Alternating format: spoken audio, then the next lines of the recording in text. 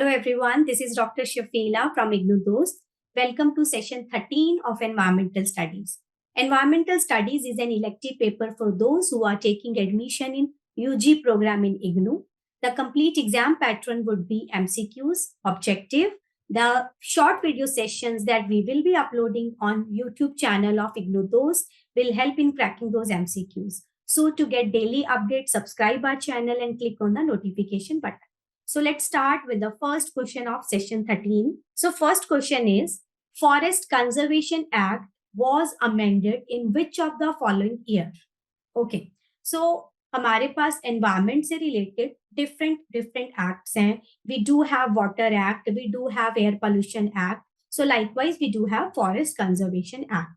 मतलब फॉरेस्ट को बचाने के लिए गवर्नमेंट ऑफ इंडिया ने आपका एक एक्ट जो है वो बनाया है. So that is forest conservation of act.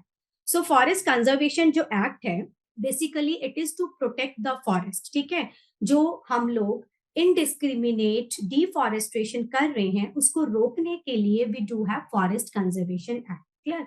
इसके फिर फर्दर सेक्शंस हैं, जैसे उन सेक्शंस में है कि तुम कौन से फॉरेस्ट जो है वो रिजर्व हो सकते हैं, कौन से नॉन रिजर्व है, किस फॉरेस्ट के तुम कौन से प्रोडक्ट्स जो है, कौन से बेनिफिट जो है वो तुम ले सकते हो, किस पर्टिकुलर फॉरेस्ट में जाके तुम टिम्बर भी ले सकते हो, या उसके कौन कौन से मतलब तुम उसकी फ्यूल वुड भी ले सकते हो, टिम्बर ही हो गया वो भी. ठीक है, या फिर तुम उसको as a research point of view ही यूज कर सकते हो. ठीक है, एज अ टूरिस्ट जा सकते हो कि नहीं जा सकते हो. So these are the activities which are permitted in reserved और अनरिजर्व्ड फॉरेस्ट. ठीक है, तो वो डिपेंड करता है कि आपका फॉरेस्ट जो है वो रिजर्व्ड है या अनरिजर्व्ड है. एंड फॉरेस्ट कंजर्वेशन एक्ट जो है ये एक्ट आया क्यों था? यही एक्टिविटीज के लिए कि कौन से फॉरेस्ट में कौन कौन सी एक्टिविटी हो सकती है, कौन सी नहीं हो सकती है. ये सब क्यों हुआ? क्योंकि हमें अपने फॉरेस्ट को बचाना है फ्रॉम इनडिस्क्रिमिनेट डिफॉरेस्ट्रेशन. क्लियर. तो ये जो एक्ट था, first I am telling you when this act was enacted. So forest conservation act it was enacted in 1980, 1980. ठीक है, 1980 में this act was enacted.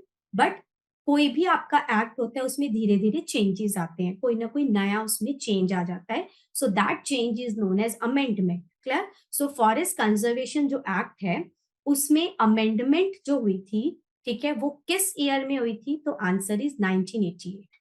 After the act was enacted in 1980, the amendment was made in 1988. ठीक है, so amendment is the major change in the forest act. Is it clear? So option C is the correct answer of question 1. Forest Conservation Act was enacted in which of the following year? 1988. Second question is, which of the following gases are not permitted to release by the Government Prevention and Control of Pollution Act? Okay. So which of the following gases are not permitted to release by the government Prevention and Control of Pollution Act? In order to prevent and control of pollution, it should be, question should be like this. ठीक है, so question आपका जो है वो ये है कि government of India या गवर्नमेंट ने पोल्यूशन से आपकी एयर को बचाने के लिए कौन सी गैसेस का रिलीज जो है वो परमिट नहीं करा. कि गवर्नमेंट जो है वो कौन सी गैसेस का रिलीज जो है एयर में परमिट नहीं कर रही है कि you should release this particular gas. ठीक है, किसको किस पे प्रोहिबिशन है कि ये गैस तुम रिलीज नहीं कर सकते. ठीक है, अकॉर्डिंग टू ये क्यों? In order to prevent and control the pollution. ठीक है, एयर पोल्यूशन बेसिकली. सो कौन सी gas is not permitted to release by government? Options are nitrogen oxide, sulphur dioxide या फिर कार्बन मोनोऑक्साइड. ठीक है, अच्छा, नाइट्रोजन ऑक्साइड्स की अगर हम बात करें, there are three main nitrogen oxides: nitrogen dioxide, nitric oxide, nitrous oxide. Nitric oxide NO, nitrous oxide N2O, nitrogen dioxide NO2. So three nitrogen oxides जो हैं, the main three nitrogen oxides are NO, N2O and NO2.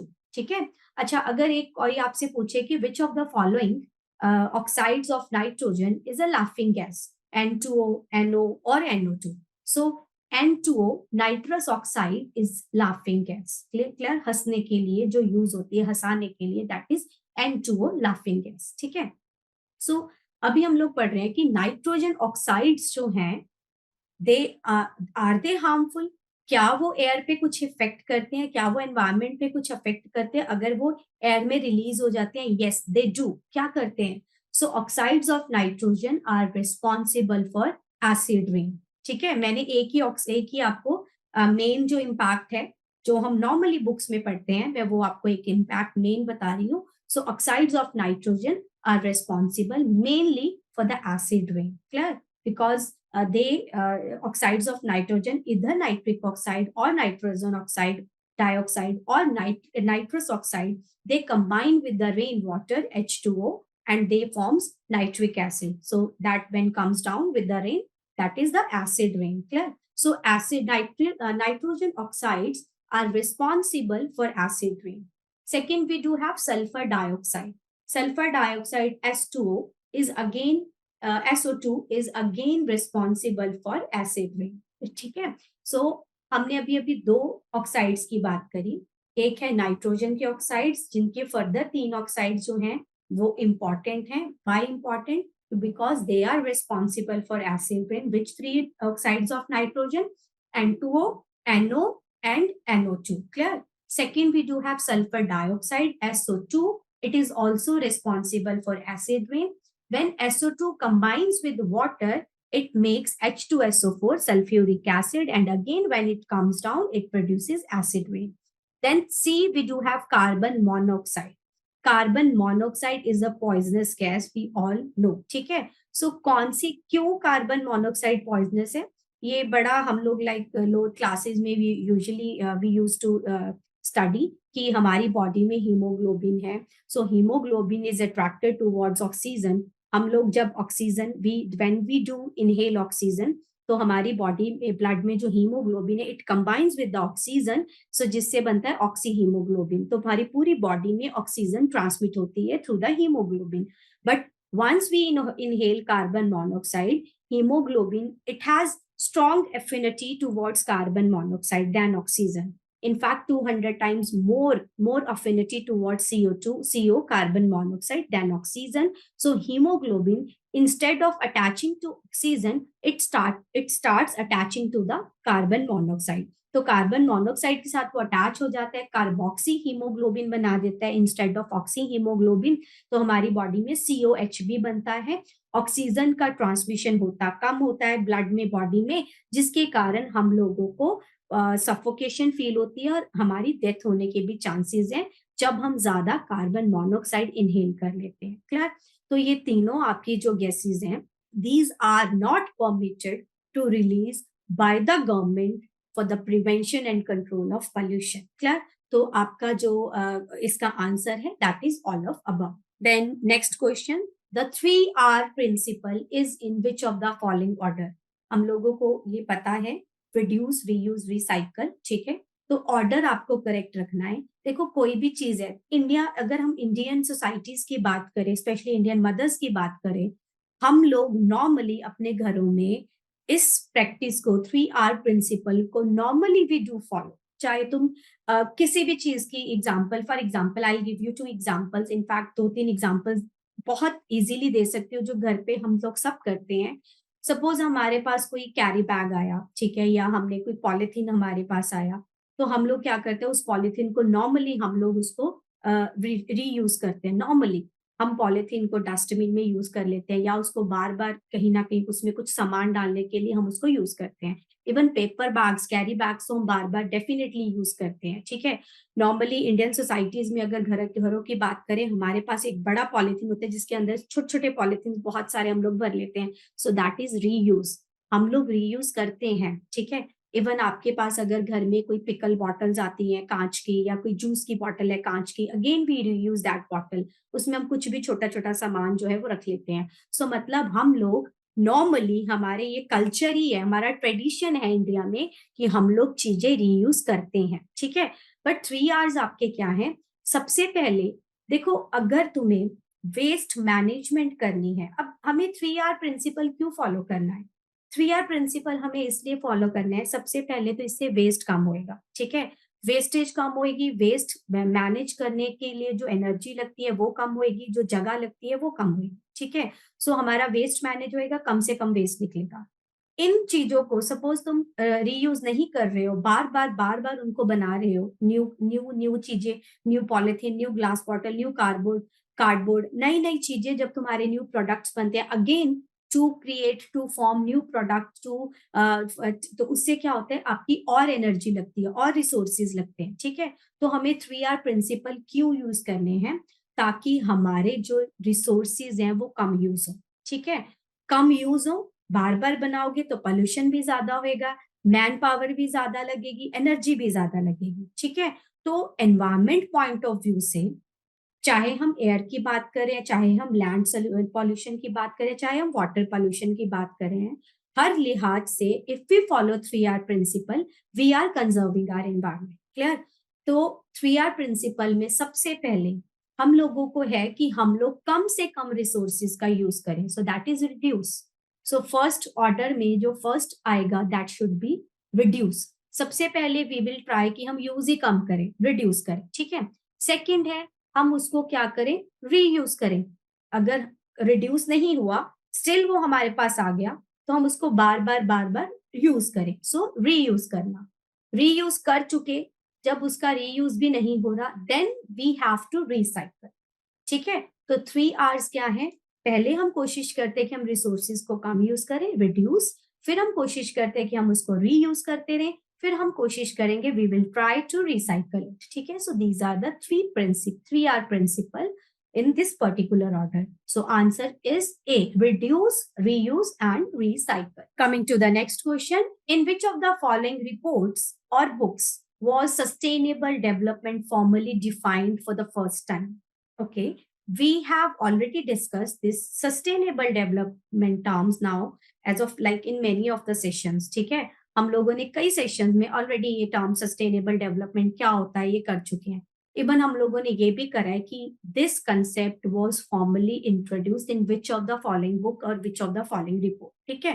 But यहाँ पे हमारे पास 4 options हैं, we will discuss all the 4 options one by one because all the 4 options are important, ठीक है।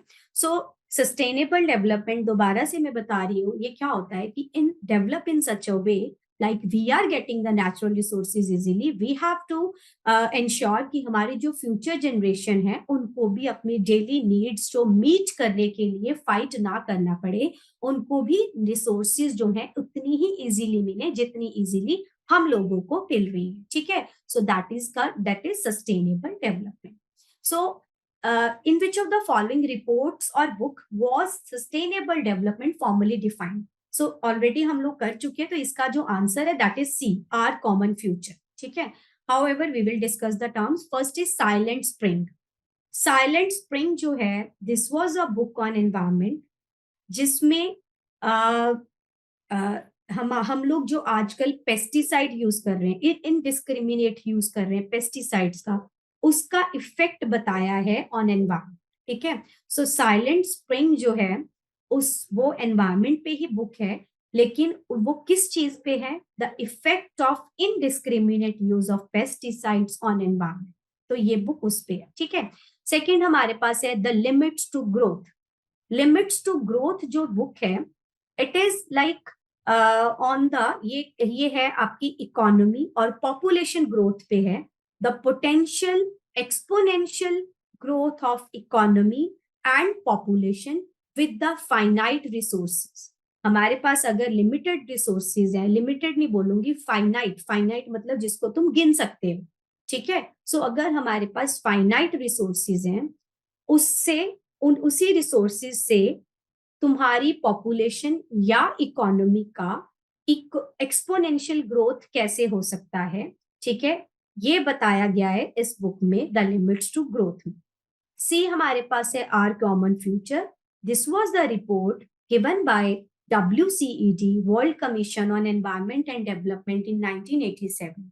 तो हमने बात करी है पहले भी कि आर कॉमन फ्यूचर का मतलब है कि हम लोगों का सबका फ्यूचर सेम है, चाहे हम इंडिया में रह रहे हैं, चाहे हम यूएस में हैं, चाहे कनाडा में, किसी भी कंट्री में हैं, climate change is for everybody, global warming is for everybody, but yes किसी पे उसका इम्पैक्ट इमीडिएट दिखेगा, किसी पे धीरे धीरे दिखेगा, ठीक है, बट हम सबका जो फ्यूचर है that is common. Then we have agenda 21, ठीक है. What is this Agenda 21? It is the outcome of UNCED, Earth Summit, United Nations Conference on Environment and Development, UNCED, United Nations Conference on Environment and Development, और इसका दूसरा नाम है that is earth summit, ठीक है. It happened in 1992 Rio de Janeiro, Brazil. हम लोग ये भी कर चुके हैं, तभी मैंने थोड़ा सा इसको फास्ट बोला. सो उसका आउटकम था एजेंडा 21. एजेंडा 21 मीन्स what हमारा agenda, what is our agenda, what we have to do in 21st century in order to protect our environment, ठीक है. so this was the agenda 21.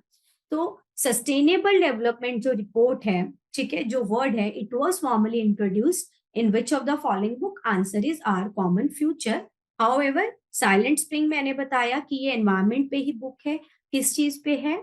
The impact of pesticides on environment. Limits to growth किस पे है? कि how we can, या the potential exponential growth of economy and population with the finite resources. It is being discussed in the limits of growth, limits to growth book. Our common future, जिसमें sustainable development है, and agenda 21, it is the outcome of UNCED or Earth Summit. Last question of the session is, which one of the following is not one of the 17 sustainable development goals adopted by UN? ठीक है, sustainable development goals, इनको हम SDG भी बोलते हैं, SDG. सो SDG के 17 goals हैं, तो इनमें से कौन सा SDG का गोल नहीं है, ये आपको बताना है. No poverty, zero hunger, good health and wellbeing, tourism and travel, ठीक है. No poverty, so sustainable development का गोल है कि हमें पॉवर्टी को इरेडिकेट करना है, खत्म करना है. जीरो हंगर, हमें हंगर को भी इरेडिकेट करना है. सी, हम चाहते हैं कि लोगों की जो हेल्थ है वो अच्छी हो और they are in good wellbeing, ठीक है. तो ये तीनों, no poverty it is the first goal of SDG, zero hunger it is the second goal of SDG, and good health and wellbeing it is the third goal of SDG. So ये तीनों ABC are the goals of SDG. However tourism and travel it is not the goal of SDG. Clear? So answer is D. कौन सा sustainable development का गोल नहीं है? So answer is D, that is tourism and travel. So learners, those who are taking admission in either UG or PG program in IGNOU Dost is there to help you. We at IGNOU Dost are providing live and recorded classes. Apart from classes, we are also providing value-added notes. We are helping the mentees for their exams through Exampedia. A continuous support from mentors will be there. Mentors will be helping in completing and submitting the assignments. They will also help for the career development. The skilling, personal and social development will be there by the mentors. So we at IGNOU believe सिर्फ नाम की नहीं, काम की degree. You can reach us out via call or WhatsApp on the number given on the screen, that is 75949 39297. So see you in the next session. Thank you. Bye.